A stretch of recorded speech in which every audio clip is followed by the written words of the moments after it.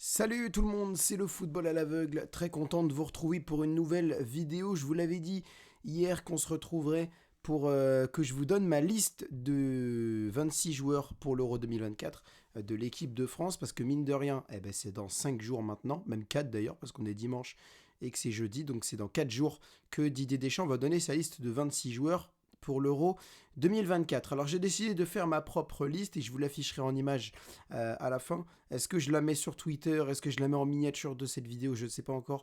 Je vais voir après hors antenne, on va dire ça comme ça. En tout cas, voilà ma liste de joueurs. Je développe à chaque ligne. Alors dans les buts, j'ai mis Mike Maignan, j'ai mis Lucas Chevalier et j'ai mis Alphonse Areola. Alors Maignan, ça c'est un choix assez facile. Je pense que tout le monde met Maignan dans sa liste. Après, il a été un peu blessé, mais je crois que normalement, ça devrait le faire pour qu'il soit finalement à l'Euro, donc il y sera normalement. Mais derrière, les autres choix sont un peu plus compliqués. Alors d'abord, Alphonse Areola, qui est le plus en soi, qui est un choix assez moyen dans le sens où il y en a qui l'auraient mis, il y en a qui l'auraient pas mis, mais c'est pas un choix non plus, c'est pas une surprise. Il a déjà été en équipe de France, il a déjà été sélectionné. Moi, je le mets dans un rôle de numéro 3. euh, parce que je compte surtout sur lui je compte surtout sur lui au niveau de son expérience. Je sais pas s'il jouera beaucoup Alphonse Areola, peut-être qu'il jouera, hein, c'est possible, mais moi je compte surtout sur lui au niveau de son expérience dans le vestiaire, de son passif en Coupe du Monde parce qu'il y était en 2022. Il me semble qu'il y était en 2018, mais ça, j'en suis pas sûr. En tout cas, il y était en 2022, ça, c'est presque sûr. Donc voilà, Alphonse Areola, je compte sur lui au niveau de son expérience et peut-être aussi qu'il jouera un peu parce que l'autre gardien que j'ai pris, c'est un peu moins expérimenté. Il n'a jamais fait ses preuves avec l'équipe de France première, l'équipe de France A. C'est Lucas Chevalier, mais moi, c'est mon vrai coup de cœur de cette année en Ligue 1 hors PSG, le club que je suis le plus. C'est Lucas Chevalier, le gardien du LOSC, que je trouve vraiment très très bon. Il fait vraiment de superbes parades en Conférence League. Il a vraiment fait de très bonnes performances en Ligue 1, c'est pareil. Et je pense qu'il mériterait sa place en équipe de France A. Donc Lucas Chevalier, moi je pense que il mériterait d'être pris, même si je pense que ce sera Brice Samba qui sera pris avec Areola et Maignan. Voilà pour les gardiens. Mais moi, Lucas Chevalier, je sais pas, moi, le profil m'intéresse beaucoup. Alors après, c'est possible que Lucas Chevalier ne soit pas pris pour être en forme derrière pour les JO. Parce que je pense que Lucas Chevalier sera le gardien principal de l'équipe de France pour les JO à Paris, du 26 juillet au 11 août, enfin du 24 même d'ailleurs. Les premiers matchs de foot commencent le 24. Donc je pense qu'il sera pris pour ça. C'est possible. Moi en tout cas, je l'aurais pris quand même pour l'Euro, mais je pense qu'il ne le sera pas parce qu'il sera pris derrière pour les JO et que ce sera Maignan, Samba, Areola. Mais moi, j'aurais pas mis Samba qui me convainc un peu moins en équipe de France qu'avec le RC Lens. Il est quand même pas mal avec l'équipe de France, mais je sais pas, il a pas vraiment l'expérience d'Areola. Il fait, je sais pas, il me convainc un peu moins qu'un Lucas Chevalier ou surtout qu'un Mike Maignan d'ailleurs.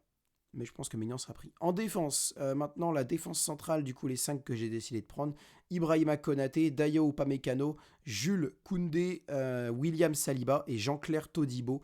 Voilà les 5 défenseurs centraux que j'ai décidé de prendre. Pourquoi? Bon, après, déjà, Upamecano Konaté, ça c'est du classique, ça c'est logique. Koundé, c'est pareil. Après, Saliba, je le considère très bon et je pense qu'il faut rendre un petit peu justice à la superbe saison qu'il a fait avec Arsenal. Je pense qu'il faut un peu le récompenser de cette superbe saison avec Arsenal. Donc, Saliba, pour moi, devrait y être et je pense qu'il devrait même être peut-être pas titulaire, mais ouais, si tu es titulaire sur le troisième match, suivant comment se passe l'Euro, si on arrive déjà à avoir 6 points assez facilement et qu'on se qualifie tranquillement, peut-être que pour le troisième match, on pourrait imaginer un William Saliba titulaire. En tout cas, entrant, ça pourrait être vraiment bien de le voir titulaire, Saliba, de le voir entrer au moins, Saliba. Donc perso, moi, ça me tente de fou. Et le dernier, c'est Jean-Claire Todibo, qui a fait une plutôt bonne saison avec l'OGC Nice. C'est vrai qu'il y avait d'autres candidats, hein. Il y avait Axel Dissassi, Benoît Badiachil peut-être aussi. Voilà, il y aurait, je sais pas vraiment d'autres noms en tête. Bon, il y en a qui disaient Kurt Zouma, mais Zouma, ça fait longtemps qu'on l'a plus vu en équipe de France, donc ouais, bof. Donc, non, personnellement, ouais, Disassi, Badiachil, c'est vrai que j'aurais pu hésiter. J'ai hésité avec eux, surtout avec Disassi. Mais Jean-Claire Todibo a fait une meilleure saison pour moi avec Nice. Et Chelsea, ça a été assez compliqué cette saison. Et Jean-Claire Todibo a vraiment été pas mal avec Nice. C'est un peu mal fini la saison, hein, pour les Niçois qui ont un peu été rétrogradés de leur place initiale. Mais je trouve que Todibo a quand même fait une bonne saison. Pourquoi pas le voir titulaire, enfin le voir sélectionné dans la liste de Didier Deschamps, peut-être dans un rôle de rotation, quoi. Voilà, voilà.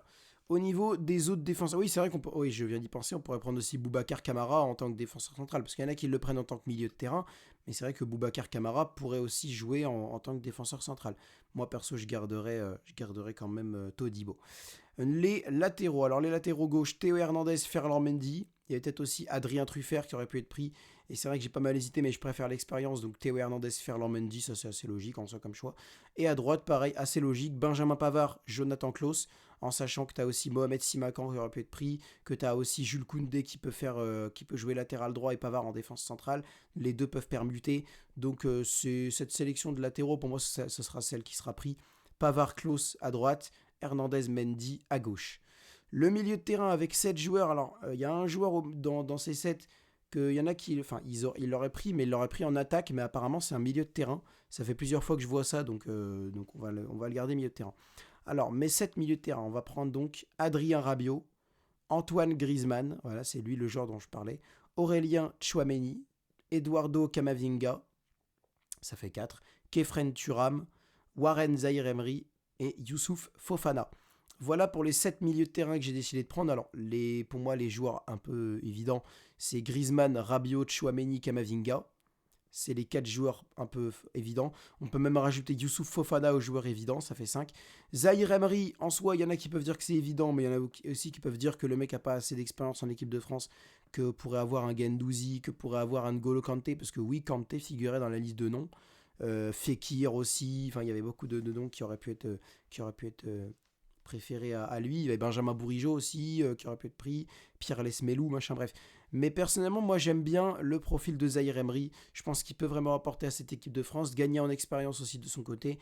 Donc Zaïre Emery, perso, titulaire indiscutable, je pense pas. Peut-être titulaire sur l'un des 3 matchs de phase de poule, et après on verra, ça pourrait être pas mal. Pareil pour Kefren Thuram, il a déjà effectué quelques sélections avec l'équipe de France. Kefren Thuram, en plus, bon, je dévoile un petit spoil, mais je compte sélectionner Marcus Thuram dans ma liste.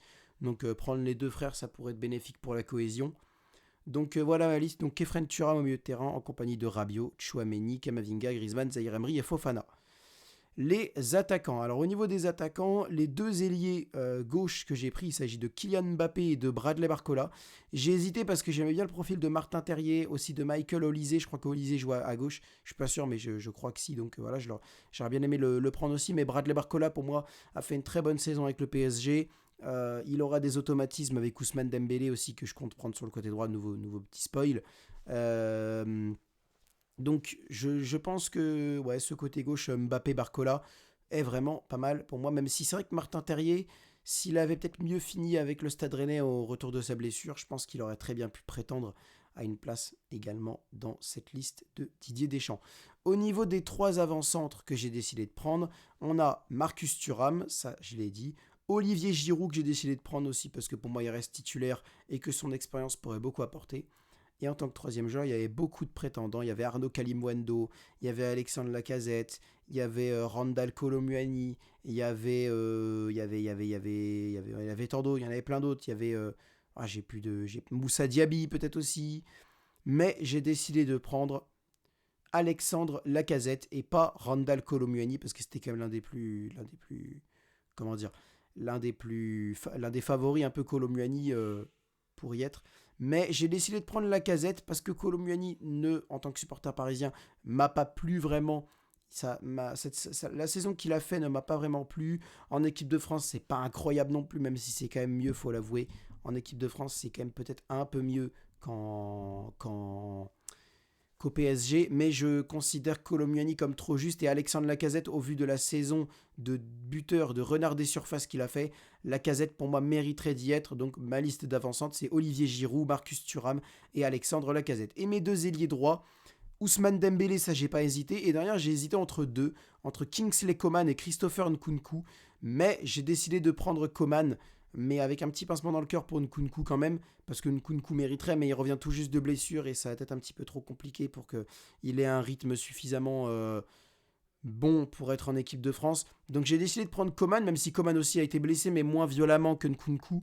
Nkunku, je crois, a joué moins de matchs avec Chelsea. Après, j'entendrai totalement ceux qui préfèrent Nkunku à Coman. Franchement, même moi, j'ai hésité de dingue entre les deux. J'ai pris Kingsley Coman, mais franchement, ceux qui me disent non, moi j'aurais pris Christopher Nkunku, je peux parfaitement l'entendre. Même ceux qui auraient décidé de prendre Randall Kolo Muani à la place d'Alex Lacazette, je peux quand même l'entendre parce que Kolo Muani a quand même une petite expérience avec l'équipe de France. C'est quand même une vice-champion du monde. Voilà. Donc ça reste un gars important de l'équipe de France, Kolo Muani. Mais je sais pas, moi je préfère Lacazette. Et pareil, là, Nkunku, pour moi, au vu de ce qu'il faisait ces derniers temps avec Leipzig, et voilà, bon, avec Leipzig, maintenant avec Chelsea, c'est un peu plus compliqué, mais voilà. Nkunku aurait largement eu sa place en équipe de France également, mais je sais pas, Coman m'intéresse plus, quand même, le profil de Coman m'intéresse plus. Donc voilà ma liste de 26 joueurs, je vous la rappelle. Dans les buts, Mike Maignan, Alphonse Areola, Lucas Chevalier. Défenseurs centraux, les 5, c'est Jules Koundé, Dayo Upamecano, Ibrahima Konaté, Jean-Claire Todibo et William Saliba. Mes 2 latéraux gauche, Théo Hernandez, Ferland Mendy. Mes 2 latéraux droits, Benjamin Pavard et Jonathan Klaus. Les 7 milieux de terrain, Adrien Rabiot, Antoine Griezmann, Aurélien Tchouameni, Eduardo Camavinga, Warren Zaïre-Emery, Kefren Turam et Youssouf Fofana. Et les 7 attaquants, les 2 ailiers gauche, Kylian Mbappé, Bradley Barcola. Les 2 ailiers droits, Ousmane Dembélé, Kingsley Coman. Et les 3 avant-centres, Olivier Giroud, Marcus Thuram et Alexandre Lacazette. Voilà pour mes 26 joueurs sélectionnables pour l'Euro 2024. On va attendre un petit peu la liste de Didier Deschamps qui arrivera jeudi soir pour l'Euro 2024. Au niveau des réservistes, peut-être si jamais, imaginons Tchouameni est trop court pour l'Euro, je pense que je prendrais Jordan Verretou. Ça m'intéresse pas mal l'idée de prendre Jordan Verretou, qui a pour moi faire une bonne saison avec l'Olympique de Marseille. Si Coman est absent, suivant comment il va, Nkunku du coup pourrait le remplacer. Christopher Nkunku pourrait remplacer Coman si jamais c'est trop juste pour lui. Maignan, si jamais il vient pas, c'est Samba qui prendrait sa place. À ce moment-là, qui serait gardien titulaire entre Samba, Chevalier et Areola? Je pense que je prendrais quand même Samba. Parce qu'Areola joue pas assez et Chevalier n'a pas d'expérience avec les A. Donc je prendrais quand même Samba, mais peut-être que je permuterais un peu. Peut-être que je mettrais un gardien par match. Peut-être que je mettrais Samba, Chevalier et Areola, un gardien pour chaque match, ça pourrait être pas mal.